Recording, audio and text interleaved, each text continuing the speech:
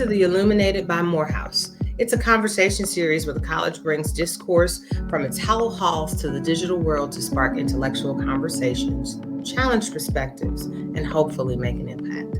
In episode 4 of Illuminated, we gathered mental health professionals and academics to discuss one of the needed topics of the COVID pandemic era, mental health. From potential causes to mental health and how we access it versus medicinal and holistic treatments, we're going to take a deep dive into mental health, specifically for the Black community. We know there is no one-size-fits-all treatment, but we want to create an awareness and the first steps to finding healthy solutions. My name is Tina Thompson, and I am an LPC here in the state of Georgia. I currently work in a couple different arenas. The first is on Morehouse College's campus in the counseling department. Secondly, I am part owner and clinical director of a private practice called Hope Restoration and Healing Center with Mr. Martin, who you will meet later. My arena and expertise related to counseling has been particularly with adolescents and young adults and helping them face challenges related to anxiety, depression, loss and grief, and making decisions that help make them have productive lives. Coming up, I want to introduce Mr. Martin and Dr. Oden as our panelists, and we can take a deep dive into Black mental health. So thanks for having me today. My name is Dr. Thomas Oden. I'm an adult and forensic psychiatrist and also specializes in integrative health. I actually graduated from Morehouse College in 2004 with a BA in psychology before going on to Boston University School of Medicine and then doing my psychiatry training at Tulane School of Medicine. I work in a number of different settings. My private practice in Atlanta is mostly virtual now. I have a state medical license in Louisiana, Georgia, California, New Hampshire, as well as Wisconsin. So I see patients from different walks of life in different states. I tend to take short-term contracts at different hospitals and clinics occasionally. So, and in a given week, I can be doing inpatient psychiatry, doing consult liaison, psychiatric consults for a general hospital. Be working in my private practice as well. My specialty and interest lies in integrative health and collaborative efforts amongst different medical specialties, as well as trying to find herbal alternatives to medications if someone can get tapered down from medications that they're currently on, or they're just trying to understand different facets of their illness. And so I work with people who have depression, anxiety, bipolar disorder, schizophrenia, ADHD, panic attacks, PTSD. And oftentimes I am doing symptom-based medication management while also directing them to the proper therapeutic services. Hi, everybody. I'm Cody Martin, licensed professional counselor and a graduate from South Carolina State University. I'm actually the CEO of Hope Restoration and Healing Center, as well as the founder of Adversity University, which is a life skill platform for personal growth and guidance. And the mission is to enhance lives through personal growth and development, mental health and wellness, and emotional support and stability. One of my specialty is dealing with adolescents and young adults and assisting them with embracing the adversities of life, giving them the tools and the skill they need to succeed and win in life. So when we start talking about mental health, we can definitely notice and say that it has become a buzzword, for lack of a better description, over the last 3 to 5 years. Coupled with COVID, I think that we've been in homes and now it has caused us to really pay attention to these things. The first question I have for the panel here is, why is mental health a polarizing topic? Why does it have to be either or? Mr. Martin, I'm going to throw that to you initially, and then Dr. Oden, if you would answer behind him, that would be great. Yeah, it's just, in our community, basically one of the main things that we do is, first, when we hear of mental health, we think crazy, right? Because we're not used to being more proactive to the services that we need. If we have a emotional breakdown or a mental breakdown, we don't like to be open about that just for the negative connotation that it kind of leads with our community. And typically coming from where we do come from, we look at it as a so-called white thing because they are more proactive than reactive. And I'm a firm believer as to, we have to be proactive when it comes to our health, regardless of what, right? Because most time when we operating as reactive, it's already too late. So in terms of either or, it's just a kind of creating that dialogue and that open space to educate people, getting the information. I believe knowledge is powerful, but shared knowledge is more powerful. So if we have the information to make people comfortable about what mental health really is and receiving those type of services really is, and they could be more comfortable with being open about going ahead and moving forward, moving in that direction. Dr. Odom? Yeah, so I really like this question because it's so multifaceted and there's so many different ways to approach it. Now, when we talk about mental health, we have to talk about health equity because, how does everyone access the resources the same way? Mm-hmm. And when you look at the figures, there's about 100,000 therapists in the country. Most are white males that live in the East Coast or in California. And so even before we talk about actually the stigma associated with mental health treatment, we have to kind of also talk about the access. Now, I'm hoping that because we have virtual televisits now, that can really bridge the gap. Because before, if we're located in the South, you didn't really have access to talk to a lot of people regarding mental health. In regards to the stigma, there's a lot of subconscious programming with that. I mean, I joke often with patients about whenever they see someone grabbing psychiatric medications in a film or TV show, like stuff's about to go down. Like it's clearly going to like turn into a horror movie. Something's happening. It's not right. Right. And so there's so many times in which we see when someone's accessing mental health that they're in a bottom out state, that they've hit rock bottom. They're not doing well. They're in a dark place. And as a result of that, I think we associate mental health treatment as this negative thing. That means something's wrong with me. I'm suffering. I'm struggling. And no one really wants to like walk around feeling that way. And we have to shift it in a lot of different ways. So you're shifting it from a place of just making it accessible, having access to, which I believe now with more virtual services, we have that opportunity to really bridge that gap. But then we have to just normalize that getting mental health treatment is not because you're really suffering or you're in the worst place ever. You're really trying to learn more ways to adapt to your environment. You're learning more about your emotions, how you handle things, as we talked about earlier, how you respond to things, being more proactive than reactive.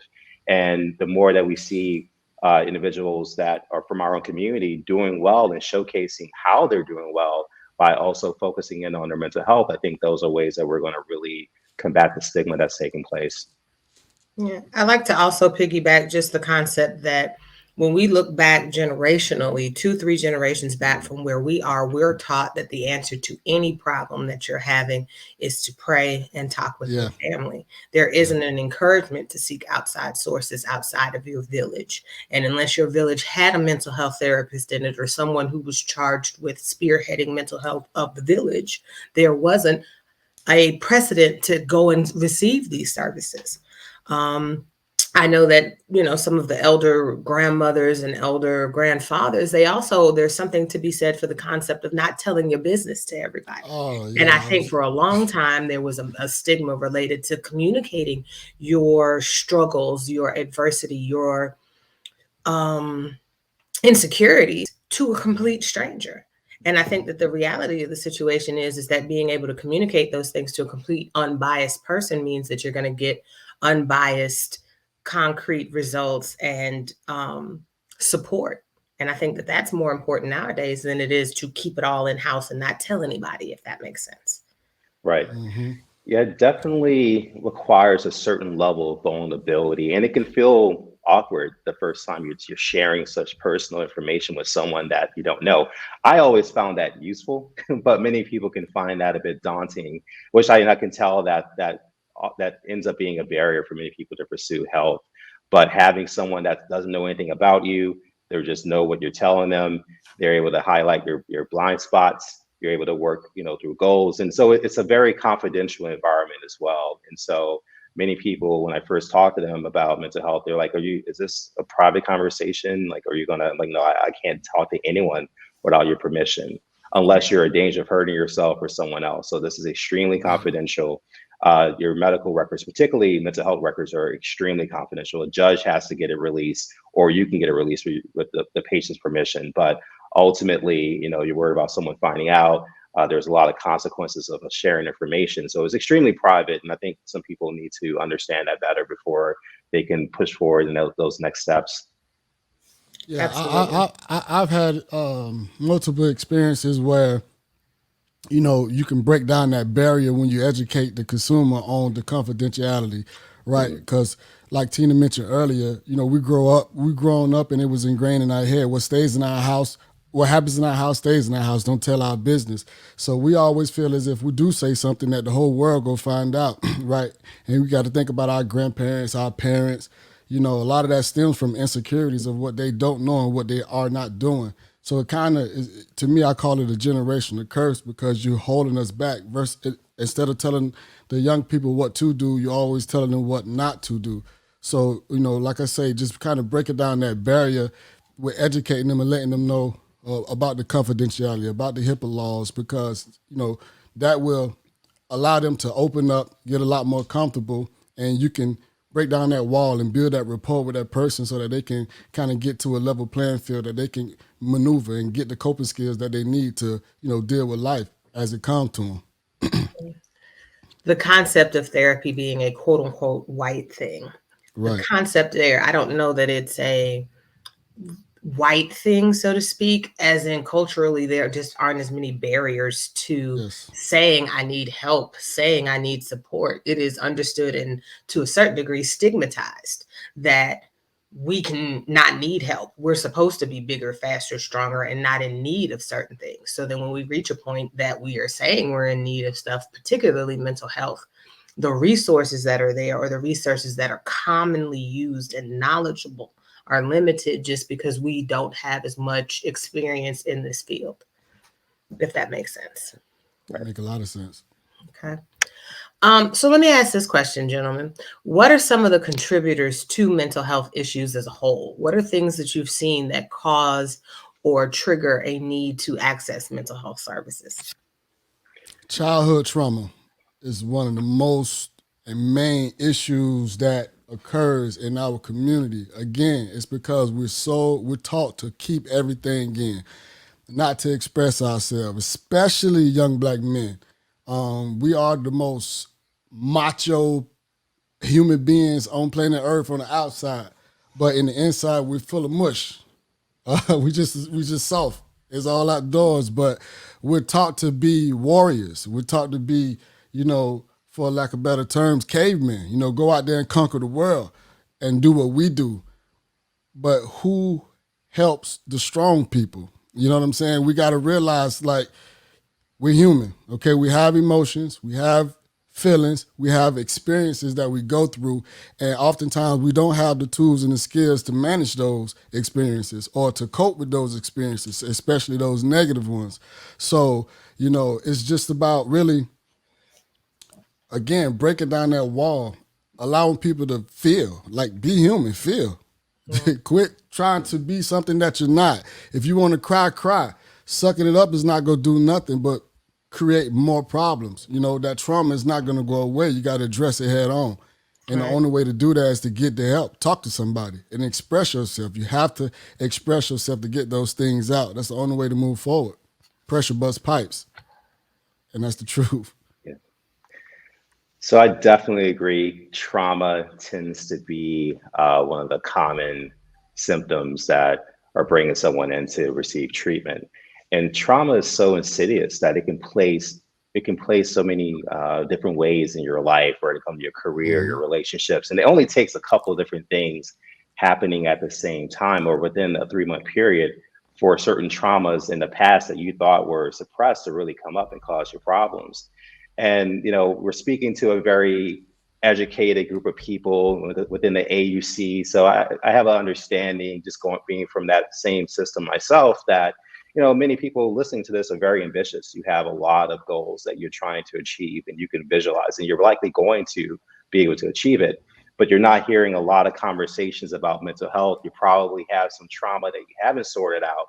And then you're just pushing it forward because you're like, well, I have this goal. I got to take the LSAT or the MCAT or different grad, tests to really enter school. And then once you have these things, now things are working out and it's going the way you want it to go. You haven't healed these other aspects of your life. And then it plays out in different ways. And then you may notice having certain self-destructive behaviors, or you're noticing different relationship patterns because you haven't really worked on that part yet. You've been very diligent about your career trajectory, but when it comes to your emotional well-being, that's been pushed aside. But you are a culmination of your emotions as well as, many other aspects of yourself. And so when that part isn't really addressed at all, it's going to happen either way, And so when we were talking about mental health and treatment, we're just talking about the ability to really access all parts of yourself so that you're in awareness. So when things do go awry, when things are not going the way you want it to go, that you're able to systematically sort out what you need in order to feel better and to properly access the support as well. One of the bigger things that I use to describe the need for mental health treatment as a whole is the concept of what changed in your life. For a lot of people, trauma is a word that they steer away from, in the concept that it has a negative connotation. That means something bad happened. However, I discovered that I have quite a few people accessing mental health services because they have had too much change too quickly, too fast. The pressures in their life have increased. Someone who was a support is no longer there, be it through loss of life or just breaking down of interpersonal relationships. But I think change as a whole and the ability to navigate change is the primary reason anyone should come seek mental health treatment as a whole, be it change from trauma, change from just advancement in life.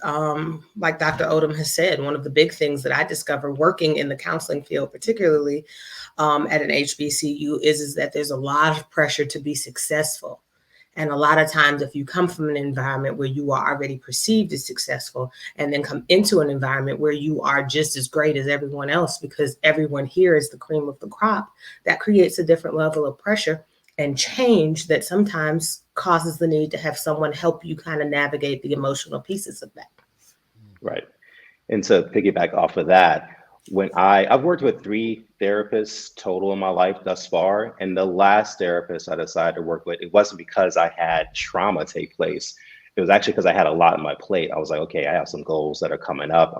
Some things I've been really working towards bringing into fruition are actually happening. And so there's a lot on my plate right now.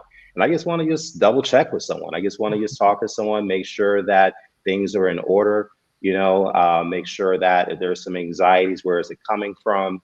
And just have a really just clean slate, just review of things. And so it doesn't have to be that something very bad happened. It could be because you have a lot of changes taking place. It could be because you are getting the things that you want. You want to make sure you don't mess it up, So there's so many different reasons why you should access talking to someone, and you just never go wrong with it. I mean, it's going to bring something to light that wasn't necessarily in your initial viewpoint. It could be very beneficial. One of the key words that I use inside of my therapy sessions across the board, no matter where I'm working, is the concept of perspective. And frankly put, going to therapy gives you an alternate perspective on the things that are occurring, of the things that you were experiencing. A lot of times, like Dr. Odom and Mr. Martin have said, we're not traumatized by something, but instead we just want to have a place and safe place and space to talk about what is upsetting, or what is not upsetting, what is occurring in your life on a regular basis. Right. I discover a lot of times it's just a place to make sure that you're on the proper path to bettering yourself. Not to say that there's something wrong with you presently, but just that you want to make yourself better at this point. Yeah, absolutely. It's about, I wouldn't say, I was going to say accepting criticism, but you got to be able to hear what's wrong with you. You got to be able to sit in your own mess and really understand what is going on with you. Because, me personally, as a therapist, once I began receiving therapy, the light bulb clicked, right? Because what happens is the therapists connect dots that you're not even paying attention to, right?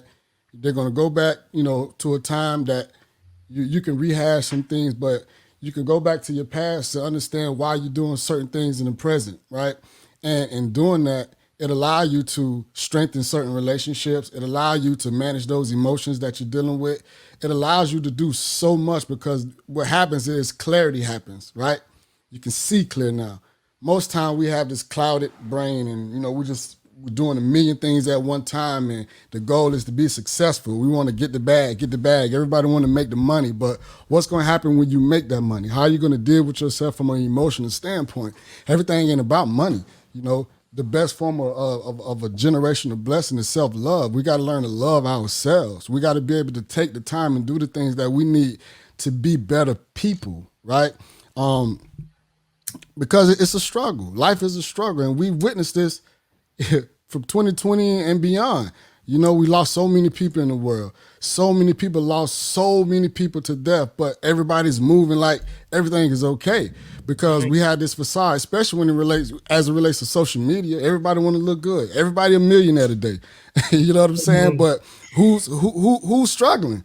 You know, who's struggling to pay their bills? Who's struggling to put the food on the table for their kids? That's part of the trauma as well, because we have certain expectations for ourselves, but we also have certain expectations for our spouses, you know, our friends, our family. You know, that's a lot of pressure on us. That's a lot of pressure on them. Who's dealing with the issues? You know, you have to address those things head on, right? You know, face it, connect those dots, understand who you are, you know, reach back so that you can move forward with clarity. You know, that's the most important piece of it to me. Yeah. So I want to piggyback on the piece that you brought up about kind of pop and social media. Why do we think that mental health now and therapy as a whole are things that are front social media aspects where we talk about our mental health now through social media, pop culture, those type of things? Why now is it important? It's been important, right? But as it relates to social media, you know, you have these social media influencers, right? They call influencers for a reason, right? They influence the community. And those who look up to certain people do certain things because of certain people does those same things or speaking positive to those things. It's always been important. It's just about who's saying that it's important. It shouldn't be that way. We should understand. Just like we get sick, okay? You get sick right now, you get a fever, 101, 102. First thing you're going to do is what? Go to the doctor. You're going to go to the doctor, get checked up, you know what I'm saying? They give you some medication, fix it, you know, come back in a week, right? You break your leg, you could go to the doctor, right? So if you're having issues from a mental and emotional standpoint, you could go to the doctor, you go to your friend, you go to the counselor, the person that's trained to do these things, right? It's important for us to take that serious. We got to treat our mental health the same way we treat our physical health. The two is the same. They're just as important. You know, the brain is what controls the body. Okay. So we got to really think about that, put that into perspective. We could break our finger and continue to live. You know what I'm saying? But when that mind go, it's going to be a struggle. So we got to take that serious and take care of that muscle. Yeah. That's the best muscle in this body. So we got to, you know, take that serious. You know, all jokes aside, we definitely got to understand the importance of, I say this word, absolutely, getting mental health and getting rid of that generational curse as it relates to our community. There's nothing negative about mental health. And maybe it's the word. Maybe you hear mental, again, everybody thinks crazy, but it's not crazy. The definition of insanity is doing the same thing over and over again, expecting different results. So if you want to talk crazy, you know, continue to not get counseling and see what happens. But I don't want to say that. I apologize. There's something to be said for the concept of continuously attempting to treat your own mental health without the guidance and support of others. So I get your point there. Right. Dr. Oden, tell me a little bit about why we think that mental health now has become a forefront. Yeah, so I'm seeing a lot of social media talks about mental health. It's made me very happy. I'm very excited. You know, when I first wanted to go into psychiatry, I had a number of people really try to discourage me and say that, well, not a lot of Black people are going to go see a psychiatrist. And, you know, I wasn't really given a lot of great feedback about it.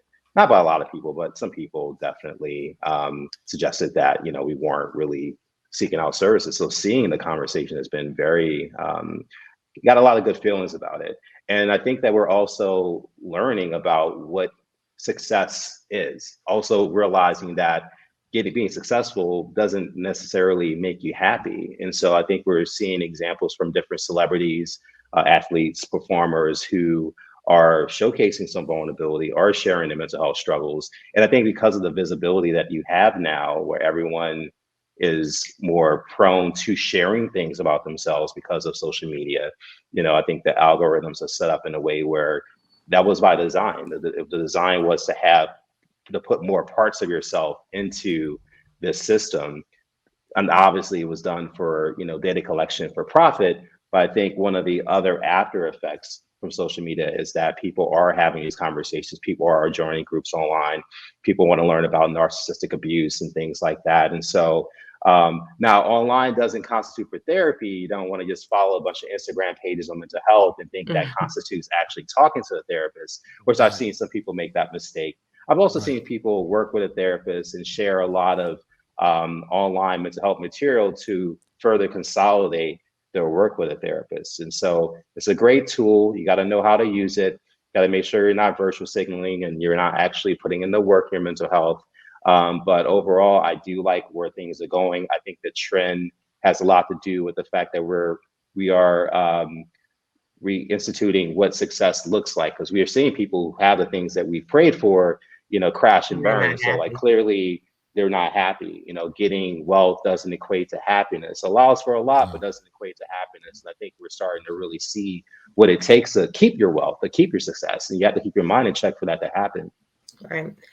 I want to just preview the concept that there were a couple different things in my mind that made mental health now a front burner issue, as your grandmother would used to say. The first for me is the overall increase of suicide related to COVID and the number of people who were in isolation because of that. Secondary is the mass shootings inside of schools and places where it wasn't happening as much. We had to really address that there are some mental health issues that are at play when these things occur. And then the concept of the number of things that we share, the number of racially tense videos and people having very real responses to those and not really understanding what to do with these responses once they have them. And the fact that seeing something on social media can have an impact, can be a trigger to that childhood trauma that we haven't addressed, to that life change we didn't adjust from. Seeing someone else's negative habits on a social media forum might highlight a negative habit that you couldn't pinpoint before, and now you can. So I think that there's a lot of things related to social media that just gave people an awakening to the concept that maybe this is also something we need to pay attention to, if that makes sense. So I want to talk just in general about misconceptions in therapy, because we can talk about mental health being a buzzword and a forefront for conversation and topic. But if we don't dispel some of the rumors and some of the negative aspects related to therapy and the stigmas, then we're not able to get that new client in. We're not able to get someone else supported and helped. So I asked both of you, what are some of the common misconceptions related to the therapy process as a whole? So as a psychiatrist, my specialty is definitely within medication management. So I'm treating, severe depression, anxiety, PTSD, panic attacks, different ailments causing dementia, you name it.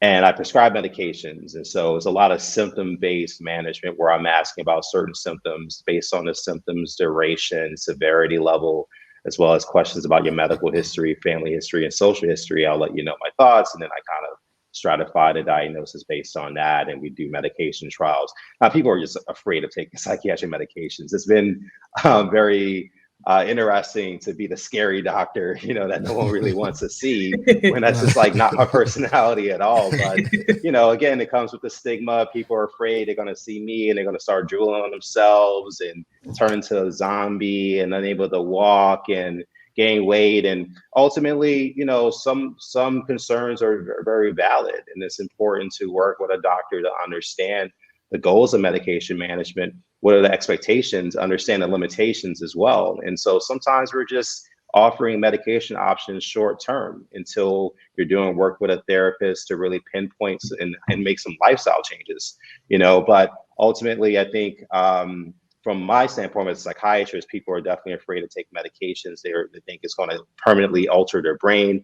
But we really start at very low doses. We start at a very low dose. I have to make sure you tolerate the medication. We check in regularly. If you have a medication, you didn't like it, just email me and I'm going to probably tell you to stop it. And then we'll just start with something else. Like, it's not going to really damage your body. It's not going to kill you. So I feel like people don't really understand that you're not doing it by yourself. Like, I'm here. Any questions pop up, ask me. I'd rather you do that than email me. not sorry, I'd rather you do that than go on the internet search and then you're finding all types of stuff online.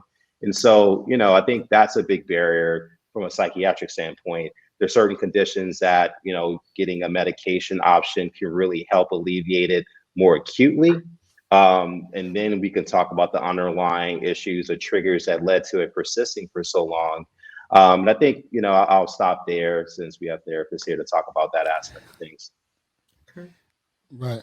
One of the biggest misconceptions as it relates to counseling from a consumer standpoint is that as it relates to the therapist, that one size fit all. And I always have to let the consumer know that, you have to look at therapists like going to a shoe store, right? You can try on the shoe, it might not be the perfect fit for you, but you keep trying until you find that perfect fit.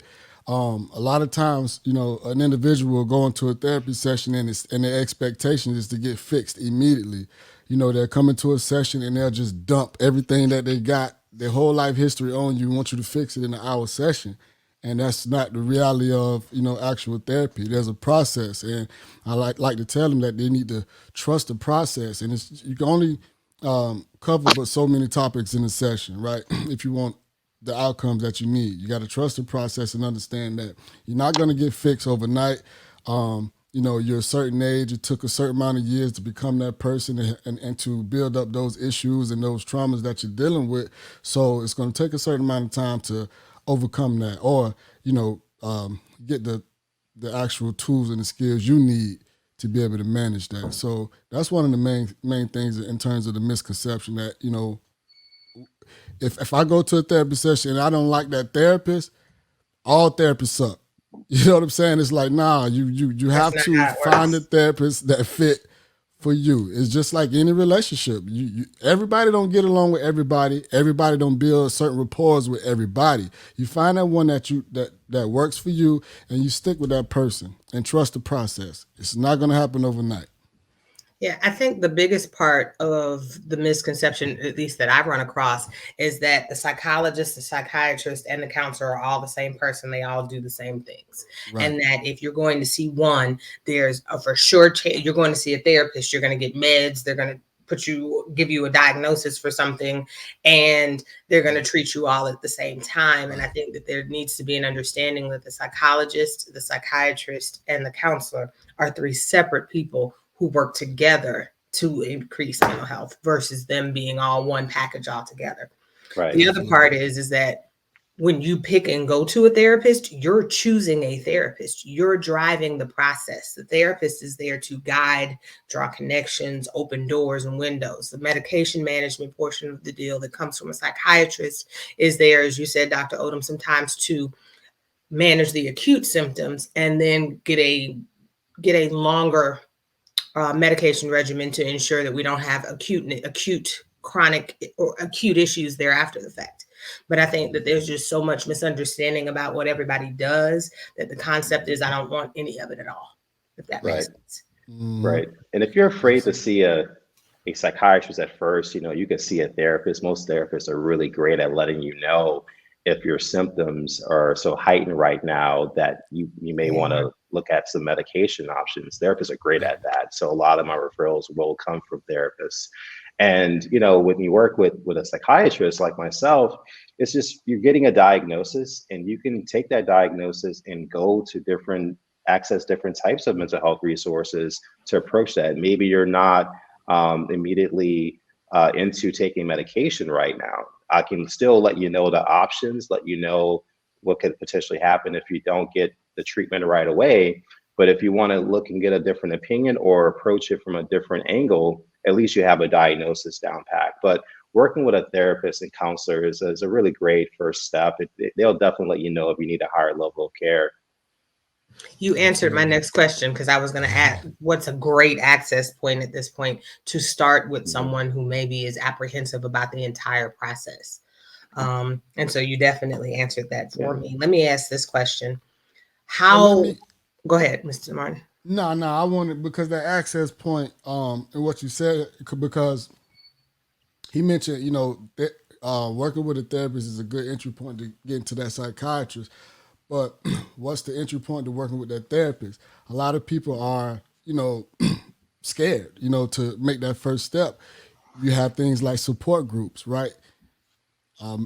That is very important to just kind of get in and get your feet wet to just understand the process of how it works with working with a helper, right? Working with a therapist or a counselor or a coach or whomever, right? To help guide you, and you can put your issues out and they can kind of, just kind of maneuver and, maneuver that situation just to kind of get you to have that understanding in that field. Then from a group standpoint, then you can work your way towards the individual therapy, family, and so on and so forth. So I just kind of wanted to say that before you skipped over. Oh, no, no problem. That definitely is an excellent access point. There are some people who only do well in group settings. Why? Because it allows them to feel as though other people are having problems that are relatable to theirs. Absolutely. There are other times where people don't and can't be that vulnerable. And so therapy is their first access point. I do want to take a minute and talk about the consistency of therapy. I don't know anyone who excels and grows from inconsistent therapy services or inconsistent psychiatric services. The concept here is that, just like Cody, you said earlier, you go to the doctor and then you go back for a follow-up to make sure that whatever you went in for is treated and well. You can't go to a therapist once and get a quote unquote fix, or even go once a month or once every 2 months and think that you're going to have a consistent pattern of growth if you're not consistently addressing your mental health. It's all about routine, consistency. I say faith, focus, and consistency. Like you mentioned, there's no way to fix your problem with being inconsistent. You go into a session, you can't dump all your issues on that therapist and think that you're going to get everything answered right then. And then when you don't get that answer, you mad at the therapist. You can't do that. You got to understand that there's a process and you have to be consistent. If you can't afford weekly sessions, do bi-weekly. But however you start, it should be how you finish. You can't start, 1 week, 2 week, 3 week, then stop. And 6 months later, you pick up where you left off. It's not going to work. You've had more life experiences at that point. Absolutely. And so that changes the perspective of whatever you originally started to work on. Absolutely. And with those services, what happens is as you're going through those life experiences and you're consistent with therapy, you can address those experiences immediately and know how to deal with it moving forward. So it's a win-win for everybody. Consistency is the key. Absolutely. Let me ask this, gentleman. Are you supportive to someone who is in a therapy process? What are things, what are phrases, what are ways that you can encourage someone who needs therapy to go or who is in therapy to stay? Right. So definitely encounters quite a lot, as being one of the few Black psychiatrists, in the country, obviously. A lot of friends and family that reach out periodically just trying to talk to a therapist or want to share there's something going on with them personally. And one thing I try to, even though I have answers and I can get into that mode, I still try to direct someone to the point that they need to talk to a professional. I make sure they understand that, I've heard you mention this a lot. I've heard you, really hit a wall with these issues quite frequently. Have you thought about talking to a professional about this? Because I'm sure most of the people that you're talking to, your friends, your family, they're not therapists. So they're holding space the best way they know how to, but they don't necessarily know how to get you out of the hole. They don't know how to really conceptualize a treatment plan that really helps you get past what you're working through. And so we're all here as a friend and as a family member, but, have you considered talking to a professional? And if you haven't, why? Or if you haven't and decided not to, why? And is there anything we can do to kind of support you with that process? Because most of the time people get stuck with it. I want to see someone, but I go online, there's a ton of names, and can you refer someone to me? Do you know anyone that knows someone? Because that initial first step is very daunting, very intimidating for a lot of people, especially when you realize that it does have to be a good fit for you. You may have to talk to more than one therapist until you find one that's a good fit for you. But I feel like, holding space is one thing, but also letting someone know, like, hey, I'm not a therapist, so I actually don't know how to really get you out of the hole that you're in. But I feel like it's probably time for you to talk to someone that's above our knowledge base. I mean, I'm hanging out with you, like I, I know as much as you know. So I think it's okay to tell someone, have you thought about talking to someone else? And hey, I want to be here, but I feel like there's some limitations on what I can provide you because I'm not trained in this. Right. As it relates to me, I come from a different type of background, right? I spend a lot of time, and I'm speaking to family members and friends. I spend a lot of time educating on the process. Like I'll talk you through issues, and a lot of time that's a good segue to introducing them to the thought of therapy, because they're not used to certain people that's in their circle, in their environment, talking a certain way, being able to break down certain things in a certain way, right? So as you continue to have those conversations and you see the light bulb going on with those individuals, that's when I kind of lay it on thick in terms of, educating them on the process of therapy, how they can get therapy, the affordable access points to getting therapy and things like that, because we run away from it. But we don't realize when we use our friends, our cousins, our homeboys, our homegirls as therapists. But it's just kind of like the blind leading the blind at that point, because most people don't have the knowledge base to even try to give you. We don't tell people what to do. We guide people, and that's one of the issues in the community. We always we run to a friend and we just lay all our issues out on that friend, and that friend give us some information, some good, some bad. But most time, what do? We take on that bad, and we take on that bad. We create more problems for ourselves. So I'm oftentimes always voicing my opinion as it relates to just receiving therapy. Just try it. Just talk, lay it all out, see how you feel after you finish that session, and if you want that feeling, continue to go. Right. I think the big thing is just helping and talking to people from a place of love about the additional support they need. Yes. A lot of times, culturally, by the time we look at someone and say, oh, they need to go to see a doctor or a mental health therapist, they have, as Dr. Oden talked about before, hit that rock bottom point. And so at that point, there's some shame associated with it. There's some guilt associated with it for whatever they have done to other people, for others to be able to realize they've hit that rock bottom point. And so I think that the intervention in my thought process is just before then, when you start to see people do things where their functioning is not 100%, you question, hey, are you okay?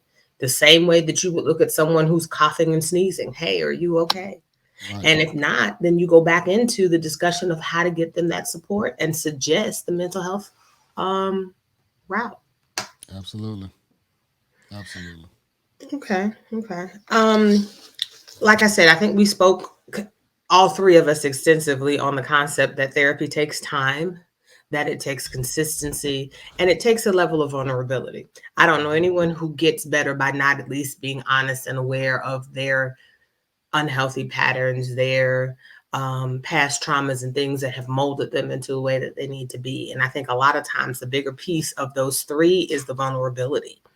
Can we talk for a few seconds maybe about why vulnerability is a big issue?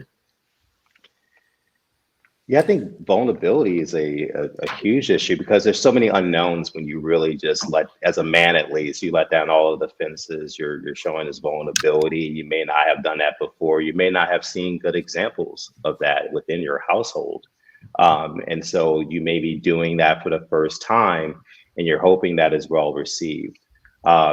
Just about, to talk about something a little personal. My first time seeing a therapist actually occurred because I had a number of stressful things happen at once. Had a breakup, and my boys were kind of saying, just move on to your thing. And I was like, this is kind of triggering some stuff, just how it all went down. And then my stepfather at the time had a massive stroke that he was not going to recover from. And I knew I already had some dynamic repairing to do with my biological father. And now my stepfather, is dying. I'm like, and I'm in training at the time in psychiatry. And so I just paused for a second and I knew that I just didn't know what was about to happen, but I knew that I needed to talk to someone.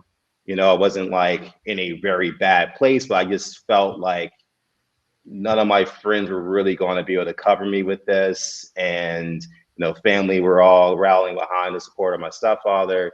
I need to figure out, I need to talk to someone because I don't want this to impact my work. I don't want this to impact my future. I think I'm going to probably do something stupid. I just can't tell what it's going to be. And I don't want to find out. I don't want to Right. find out. It's going to be done, you know? Right. And so that was really how I went into therapy. I just knew that something had to change. And my first therapist was actually a white male who was referred to me by a black male therapist in my program. And it was a pretty good fit, and it took a while for me to feel like to have that vulnerability, expressing how I feel, to kind of start crying during certain sessions. But ultimately, the more I put more of myself into it, the more I got out of it. It was directly proportional to the work I put in. When we covered different topics in therapy, I would leave and actually process it or write things down. And so the more I got invested in it, the more I received from it. So vulnerability takes some time to do, but if it's done again in a very structured environment, we're going to hold space for that. We're going to honor that and really help you move forward. Absolutely. So that's a multi-layered question, and I have a multi-layered answer, right? Um, so when you talk about being vulnerable, and I could just give my personal life experience. I'm from Miami. I was raised a certain way, uh, tough, rough, whatever you want to call it. So being vulnerable was always looked at as a weakness, right? I also played football and I'm an athlete. We was taught to be warriors, right? We was taught to get on the field and do your thing, right?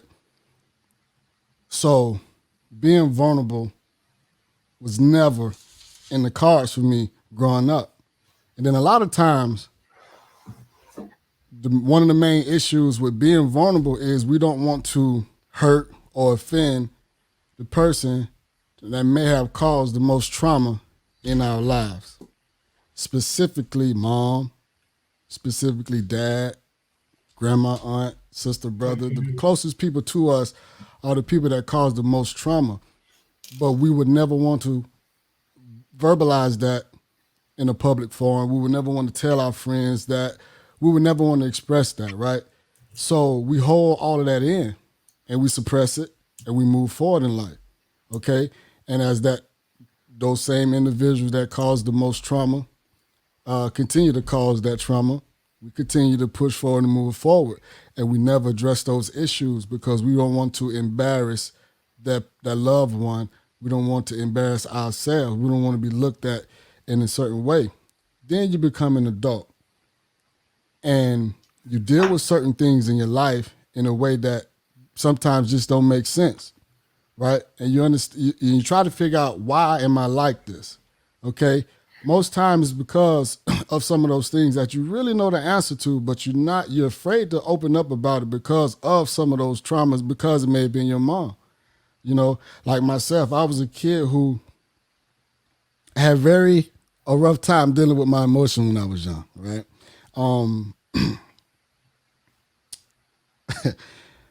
At the age of 11, I had my first encounter with law enforcement. At 12, I was kicked out of middle school. At 13, I was on trial for something that I didn't do, right?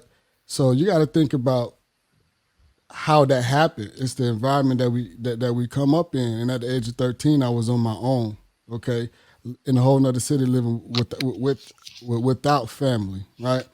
And now you're at a point where you're trying to figure out, are you going to sink or are you going to swim, right? And certain traumas as it relates to the household was never mentioned. And you grow as a person who's dealing with some of those issues, but you never want to really talk about those things. And it creates further problems for you in your relationships with your friends and things like that. So in terms of, just trying to be vulnerable, once I built up enough strength to get there, it was life-changing. And this, like you, Dr. Odom, it happened in a therapy session, right? Years later, as an adult. And I was able to sit in that therapy session, and that therapist helped me connect those dots, right? And as he helped me connect those dots, I understood immediately what was happening. There's certain Those things that I just Go ahead. I'm sorry. I was going to say no one can connect dots that they're not aware of. So the vulnerability is important to kind of go along with what Absolutely. you're saying. No one can Abs- connect your dots for you if you aren't in a place or space where you can point out that there's some dots that maybe need to be connected or some gaps that Absolutely. maybe you don't understand. Absolutely. And once I did that, Tina, the light bulb, it immediately came on. And when it came on, everything else in my life just 10x, right? I mean, just got better because now you approach certain things different. Now that weight that was on your shoulders lifted off. You know, you're not dealing with the pressures. You're dealing with you're able to open up, and you're not doing it in a negative way, but it is what it is. Certain people pass down certain things that was taught to them, done to them. So you have to be able to understand that. And once you understand the mind and you understand people, then you can see with a lot more clarity and move forward, and not have to have that pressure weighing on you for the rest of your life. So being vulnerable basically can save your life. Yeah. I think that we also need to point out that through all of the training that counselors, therapists, psychologists, psychiatrists have, one of the things that we're all taught is that we are to create an environment where it's safe for you to be vulnerable. Yes, We are to absolutely. create an environment where we encourage you to share those things that maybe you wouldn't share or wouldn't do. I Mm-hmm. think most of the time in any therapy session, before I begin with a client, I explain to them that there's no stupid question, that who I am as a person, and then who I am as a therapist and a counselor, and where my expertise is. And I Right. think because I start with a level of vulnerability about myself and my person, it makes it very much easier, for lack of a better description, for Mm-hmm. my clients to want to be vulnerable with me, particularly the Mm-hmm. ones that are of adolescent and young adult, where they live in a very pressured, judgmental system, for lack of a better description, called Right. school, called social media, those type things. The judgment and the pressure is high. So if I create an environment as a counselor where that's not there, it is 4 or 5 times easier for you to want to be vulnerable with me. Absolutely. So let's talk about resources, gentlemen. Where does one start to look for a counselor? Where does one start to look for a therapist? Where would you recommend that other people are trying to find services, if that makes sense? Uh, So my answer Yeah. is always flip your insurance card over. If you have an yeah. insurance card, let's start with your insurance panel. Who Mm-hmm. and what can we get you for the least amount of money with the biggest bang, if that makes sense? Right. Then look for me in the free community resources. I do know that a lot of times there are a lot of mentally ill people there with pervasive psychotic disorders. And so that's a deterrent sometimes for someone Right. who's looking for more of a talk therapy. However, those resources are there. Right. Um, and then thirdly, I would say online. I know that there are quite a few online programs and resources out there, but I definitely would advise to look at your insurance information and then free community resources before you go to the online path, unless you can verify the credentials of the person that you're working with.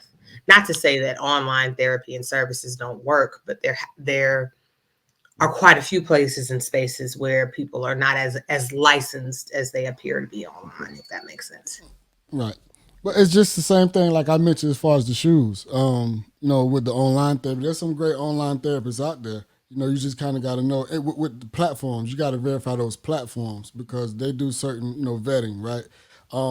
Then you have resources like Psychology Today, where you can literally type in the city where you're looking for a therapist, and their picture will come up with their credentials, the insurances that they take. If they take insurance, they might not take insurances. They might be, private pay, but they let you know the type of the services that they specialize in, so you can have a real good understanding as to who you're working with, who you're dealing with. If you're looking for a male, if you're looking for a female, if you're looking for a black therapist, white therapist, whatever the case may be, it'll be right there on Psychology Today. You can't get that when you're flipping over the back of your insurance card, or things, or the online. You don't know who you're getting up front, but with Psychology Today, you do. So that's a big plus, and it's nationwide. So wherever you're from, wherever you are, you could literally type in your city and find a specific clinician that you want to work with, whether it's the LPC, LCSW, psychiatrist, psychologist, wherever the case may be. So that's a good place to begin. or go. I won't say begin, but that's a good place to actually seek out therapy, along with those resources, with the free resources and things like that. Because it's out there. The help is out there if you want it. You know, a lot of people have trouble looking for it and having the knowledge and the information as to where to go. So it's free services out there. So definitely.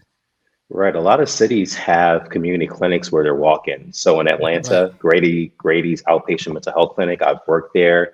Most of the staff there are on faculty at Morehouse School of Medicine or Emory School of Medicine. And 4 or 5 days a week, there's like free walk-ins. So if you're in urgent need of care, so it's very severe depression, you're not Right. eating, energy levels low, you can't focus, you're having anxiety attacks, you're not sleeping well, you're feeling hopeless, you feel like you're having some thoughts of self-harm, because it can take a while to see a therapist these days. You know, there's some wait time due to the pandemic, but if you're in more urgent need, for sure, try to go to a community clinic where there's a walk-in policy, or go to the emergency room department if you absolutely need to. But there are ways to get assistance, and I feel like we covered a lot of the main ones. I want to reiterate what you just said about the emergency department, because a lot of people don't know that. And we deal with a lot of people that's dealing with, suicidal ideation and things like that. And they're absolutely struggling, right? And they don't know where to get the immediate assistance. Let's just say it's 12 o'clock at night and you feeling suicidal. They don't know that they can go to the emergency department, let them know, hey, I'm feeling suicidal.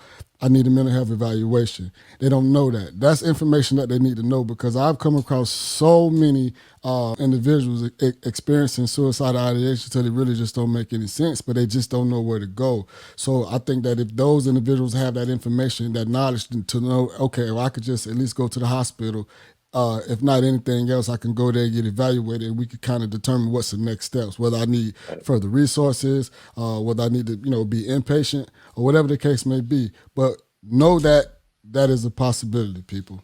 If you're feeling suicide ideation, go to the emergency department. I want to highlight, particularly because of our audience, that most college campuses also house a mental health department and a student peer intervention group. Morehouse has both, and they're both housed up under the Student Services Department. Morehouse C.H.I.L.L Peer Intervention Group is another resource that's out there for students who particularly attend Morehouse. I want to make sure that you guys understand that most of the services that have come through colleges and universities and some of the places where maybe we feel some of the intent, they have these systems in place to help you process and move forward. Absolutely. Okay. So I know we kind of touched on this topic just a little bit, but I want to make sure that we're all on the same page as far as what do we do if we go in and we don't find a counselor or don't like the methods that the particular counselor that we're doing uses. In this case, Dr. Oden, where we start talking about pharmaceuticals versus holistic therapy, particularly for you, and how that works and how much of therapy the individual is driving themselves, if that makes sense. Right. So I've worked with patients before that stayed with a therapist far too long. They felt like they weren't getting the results that they wanted. They didn't feel like it was a good fit, but they had this awkward they were afraid of having to start from scratch, or they thought it was going to be a very awkward conversation if they wanted to end the therapeutic relationship. And if you need to leave, just leave. I mean, we have plenty of people to fill our spots. If it's not a good fit, it's a good, we're in a very in demand field right now. So you're not hurting our feelings. We're not going to go home and cry because you want to work with someone else. It's fine. We'd rather you get the results that you really want to seek out. Again, in psychiatry, I'm usually not the first person where someone sees their primary care doctor first, or to see a therapist first, and they kind of let the person know that they need to up their level of care to pursue or look into if there's some medication options that are helpful. Sometimes I see people that are talking to me for the first time, and I definitely try to see if they're working with a therapist, because that just helps me to understand what's going on. And if they have a lot of acute stressors and there's some symptoms that a medication would help, I try my best to really set the expectations. Like, I'm not trying to numb you from your grieving process. I need you to process this. So I'm not going to give you a benzodiazepine like Xanax or Klonopin that can kind of have you, it's relaxing your body physiologically. But if you take enough of it, it's going to push you to sleep. I'm not trying to push you to sleep because you can't deal with your emotions. I'm trying to calm you down physiologically so you can actually process your emotions and work on a treatment plan with a counselor, therapist, so that you can really just understand what you're feeling. Like you need to feel, but not enough to where you can't sleep. And so, working with us can help you find that middle ground. But, I'm also the person referring someone to therapy and different types of therapy that I feel like they can benefit from. So, we have a lot of communication amongst ourselves. You have to see if it's a good fit for you. If it's not a good fit, you can end the therapeutic arrangement anytime you want to. If you just want to get a medical opinion about what's going on initially, because you want to go talk to a holistic practitioner, you want to try acupuncture, or you want to see what herbal methods are more useful for you, that's fine. At least you know your diagnosis. And now you can look up or work with someone and make sure that, okay, I know you are offering this 8-week, amazing retreat somewhere in Bali, but do you actually work with people that have anxiety problems? Because that's what I have right now. And they may not actually, that may not be their target treatment modality. So, having a diagnosis from someone that's what we're trained to do, and then you may pursue outside holistic or integrative treatments, that's fine, but at least you're going with some direction. Absolutely. I think it all kind of works together. If left to me and my devices, I feel like we need a psychiatrist evaluating for medication needs. We need a herbal medicinal person to make sure that we are getting all the right herbs and vegetables in our body and system to make sure that our body and system can do the things it needs to do to promote our mental health. I think that we need to spend time inside of our physical health to help our mental health. I, across the board, love to see a collaborative model of all of the service providers for one person working together to get them to their perceived mental or their goal related to their mental health. I don't think that you can do just one or that anybody works just in that silo, because you didn't live in a silo to get to the point that you needed the mental health support. So I don't think that you can stay in one to get treated, if that makes sense. Okay. Gentlemen, what I would like to do now is just kind of give everybody a minute or so to kind of give us a sums up perspective and last words related to Black mental health and the community in which it is that we serve. And it doesn't matter to me which one of you guys go first. You've had wonderful things to say the whole time.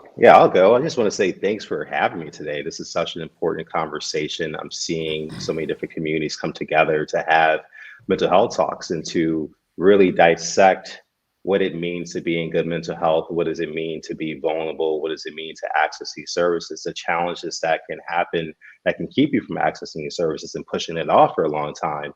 And again, just what I said earlier, I know that I'm speaking to a very ambitious group of people that have high aspirations, and you're shattering a lot of glass ceilings. You have the opportunity to do that. And you have to understand that I have seen, from Morehouse and moving on, people that I just thought they were going to achieve so many different things. And, they crashed and burned because this path towards being that high achiever, being one of the few Black people in the spaces that we're occupying, that you're being trained to occupy when you leave the AUC, it takes a toll, and it comes with it comes with a certain level of energy expenditure that your other counterparts may not have to really deal with. And so you have to look at your mental health, just assess it, know how to assess it, right? It's not about saying, oh, am I traumatized? I need to talk about this and that. More so than just doing an adequate assessment. And we know how to do that physically. We know the workout plans that we need to do.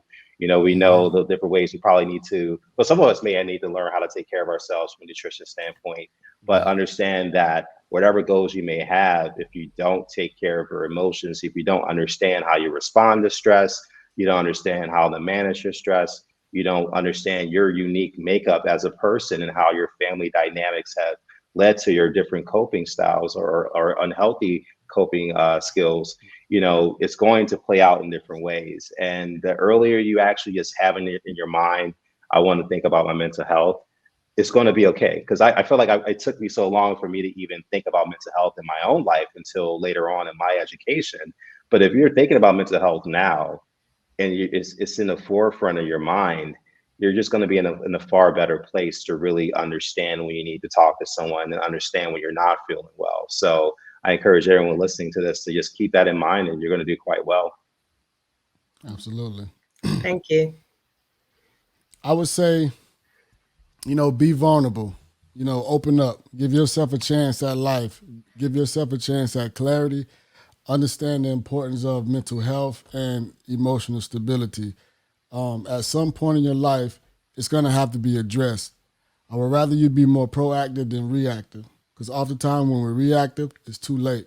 So let's get ahead of it. Let's get ahead of the curve. Really focus on yourself. If you really want to be successful, take your mental health serious.